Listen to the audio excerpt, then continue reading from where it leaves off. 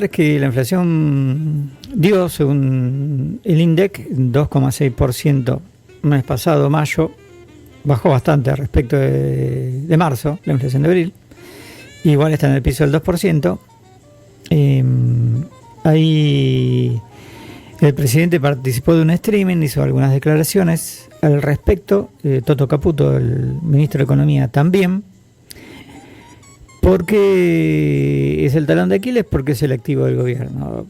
Y ahora nos va a contar un poco Emiliano, que dijo Milei. Mi hipótesis personal es que Javier Milei ganó por la economía, es decir, porque propuso una serie de soluciones para bajar la inflación, reactivar la economía, etcétera, etcétera, la cual nosotros no compartimos, no compartimos en su momento ni ahora. Consideramos en este programa, particularmente yo, que está pasando lo que suponíamos que iba a pasar con este tipo de programas, que terminen de programas económicos y modelos económicos que terminan dando los resultados que están dando. O sea, hasta ahora los hechos vienen demostrando que lo que decíamos en este programa en el año 2022-2023, sí, teníamos razón. Los hechos. Ahora vamos a escuchar cómo se defiende de la realidad Javier Milei. Nos lo va a contar Emiliano. Bien, en principio, aclaremos, Milei estuvo presente en el podcast / Steven Neura, donde dice, bueno, señaló esto de la reducción de la inflación a un 2,6% en abril. Dice, el único dato que nos trae alivio es que sea cero. Hasta que eso no pase, la lucha contra la inflación no está terminada. Después continúa diciendo que odia visceralmente el proceso inflacionario. Tanto Toto Caputo como yo odiamos la inflación. Cada uno mira otras experiencias. Lograr la baja de la inflación demandó entre 7 y 12 años. En mayo del año pasado habíamos llegado a 1,5% de inflación. Todo pintaba para que se pudiera quebrar el 1%. De hecho, hubo meses con deflación en mayoristas. Fuentes ninguna. Después, la aceleración inflacionaria que comenzó en el segundo semestre de 2025 respondió a, y aquí empieza la cita, un ataque especulativo sobre la moneda por intenciones de la política, ¿quién es la política? No sabemos, de romper el programa económico. Y luego, hablando del triunfo de su actual jefe de gabinete, Manuel Adorni, sin hablar del contexto en el que está este querido hombre, el Congreso sancionó más de 40 leyes buscando romper el equilibrio fiscal. Fuentes ninguna, de nuevo. También, la caída de demanda de pesos hizo que pegue un salto en el nivel de precios porque hubo un cambio de precios relativo entre los bienes y el dinero. Este es el tipo de cosas que dice él para que la gente que no sabe de economía se enganche pensando que es inteligente. Porque no tiene mucho sentido lo que está diciendo. Pero suena como si así fuera. Esa situación se manifestó también como aceleración inflacionaria y generó varios problemas. No solo que aceleró la tasa de inflación, sino que hubo una corrida cambiaria equivalente al 50% del M2. Nunca en la historia argentina pasó algo de semejante magnitud. Reitero, fuentes ninguna.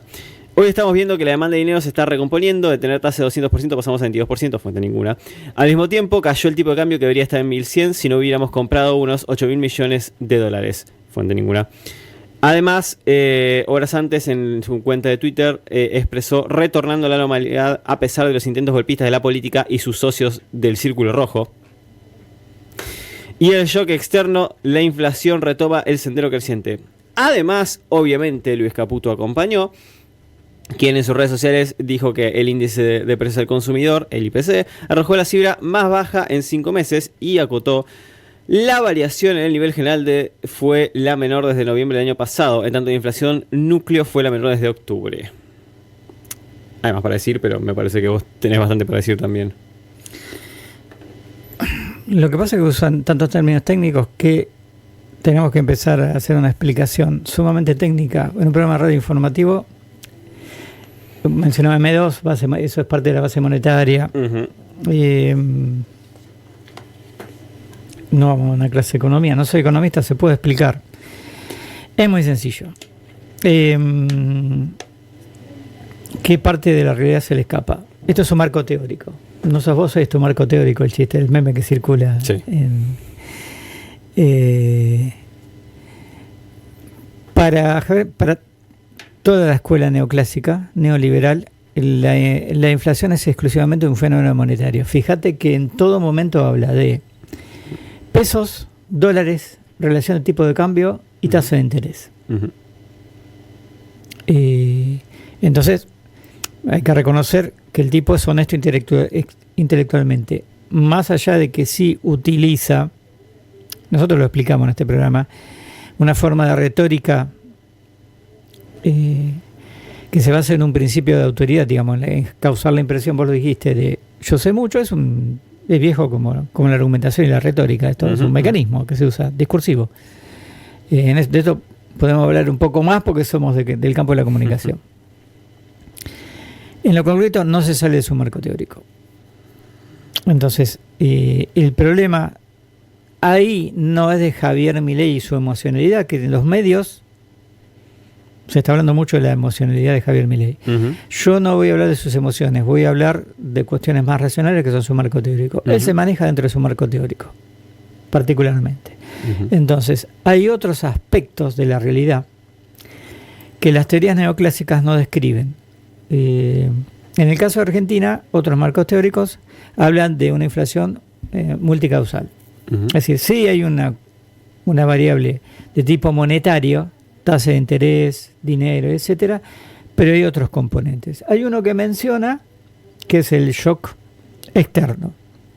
Bien, ahí entra la realidad.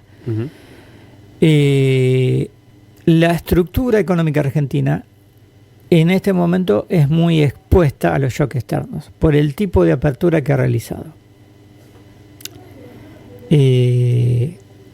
Ha tomado medidas económicas que han bajado barreras por el manejo del tipo de cambio y de aranceles, y además renuncia, esto es otra cuestión ideológica, a algún tipo de planificación, por ejemplo en la cuestión energética, de intervención estatal, por ejemplo en la cuestión energética. Cuando renuncian, lo cual, digamos, a pesar de ser un país productor, digamos, teniendo vaca muerta y todo, y teniendo no solo vaca muerta, sino ya otros yacimientos y gasoductos que se han terminado, por esta renuncia a organizar, digamos, por esta cuestión ideológica de que el sector público no debe planificar nada, todo lo tiene que resolver el sector privado, y esto es un dogma en general, particularmente para Milei. Hay algunos neoliberales que son más pragmáticos. De hecho, sí son pragmáticos. ¿Sabe qué decidieron mirando las encuestas? Que no van a trasladar todo el precio que nos iba a trasladar de la boleta de gas en invierno, sino que lo van a repartir en el resto del año. Eso es, digamos, y además suspendieron una licitación para comprar gas licuado porque se demoraba mucho y iba a salir muy caro, entonces van a seguir con Enarsa, con la empresa estatal, trayendo a través de la empresa estatal. Eso es pragmatismo en función de lo que después voy a, digamos, de lo que están viendo de las encuestas. Todo esto además de ser, digamos, de ser teoría conspiranoica, que no es, insistimos en este programa, una cuestión psicológica de Milei. Esta visión del mundo de que hay una conspiración, en este caso es la política, el círculo rojo, operaciones de agua. Donald Trump tiene otras, y esto de la cosa conspiranoica es muy del alt-right, digamos, la derecha alternativa. De la derecha alternativa. Lo vemos en este programa, lo venimos charlando hace 3 años por lo menos. Sí. Que viene además de tradiciones de la vieja extrema derecha, también era conspirar los nazis, los fascistas, también era. Sí, es una estrategia clásica del fascismo de inventar un enemigo al cual adjudicar todos los males y después. Son estrategias de comunicación, son estrategias discursivas, no tienen nada que ver con el estado psicológico de Javier Milei, son estrategias de comunicación y son cuestiones ideológicas. Entonces, todo este discurso de Javier Milei es sus convicciones personales en términos de la mirada de la economía y su forma de comunicar. Es esto, es Javier Milei en estado puro. El problema es que a la gente no le está dando, no está dando en el bolsillo a la mayoría de la población. Por eso en un momento él dice, bajar la inflación en muchos países llevó, digamos, entre 7 y 12 años, digamos. No era lo que decía en campaña. No, claramente. En campaña no dijo. Él dijo, vamos a dolarizar, vamos a cerrar el Banco Central, y prometió que esto lo resolvía en un año. En 2 va a más tardar. Ahora dice que va a tardar 12. No fue lo que dijo en campaña. De lo que dijo en campaña quedan las privatizaciones, el ajuste, etcétera. El resto desapareció. Como dijo por ahí una política opositora que está muy bien en las encuestas, le veía una entrevista. Me parece un análisis lúcido. Bregman, la rusa, dice en una entrevista, le pregunta, no me recuerdo qué periodista, en un canal así, en América creo, ¿cómo lo calificás a Milei? Bueno, mira, vino con una serie de planteos que ibas a dolarizar. Es un gobierno de derecha tradicional, un gobierno neoliberal clásico. Objetivamente es así. Sí. La gestión es un típico gobierno conservador de Argentina, un gobierno conservador, liberal en lo económico, conservador en lo político, con una figura que era transgresora y cada vez le queda menos de transgresora. Apareció como un outsider y hoy es un presidente conservador más. Encima con poca cintura política. Porque tendría que recuperar parte de su electorado, aumentándole el presupuesto a la universidad. Conservador. Lo que pasa es que hay dos cuestiones. Uno, me parece interesante señalar que ya no está utilizando la expresión casta política. Porque dijo política 2 veces en su presentación, pero nunca dijo casta política específicamente. Ya no lo está definiendo como si hubiese una casta particular. Punto número 1. Punto número 2, y es que ahí está la cuestión. En realidad, punto 2.a, hay todo un núcleo, cabeza de termo, llamémosle coloquialmente, que si él le diera el presupuesto a la universidad, se le cae porque son fanáticos. Pero digamos que ese tampoco es como la parte más importante. Él, tenés razón, políticamente hablando, quizás le convendría dejar ir eso y tener un poco más de soltura y irse más con el resto del pueblo. El tema es que bien señalabas que estas estrategias de generar un enemigo que no es real para poder atacar, lo que sé yo, son clásicamente fascistas. Hay una diferenciación que yo creo que podríamos hacer sobre Milei y hasta te diría de Trump también. Y es que me parece que se comió su propio verso. Milei me da la impresión de que no haría esto aún si le conviniera políticamente, porque él cree que lo que está diciendo es verdad. Más allá de que en realidad es una estrategia de medios, como bien vos decís, yo creo que más allá de que lo es, él se lo cree también. Él se comió ese propio verso. Sí, porque quiero hablar de una encuesta, pero te voy a decir la diferencia entre Milei y Meloni, la premier italiana. Sí. Allá de que para mí Meloni es neofascista y Milei es un anarcocapitalista, pero Meloni es política. Meloni hace política, no considera que vino acá a transformar el mundo. A integrar, digamos, Milei es mesiánico, Milei se la cree, Meloni es política, digamos. Meloni hace política, reconoce la realidad y se baja el caballo cuando le conviene, digamos. Sí.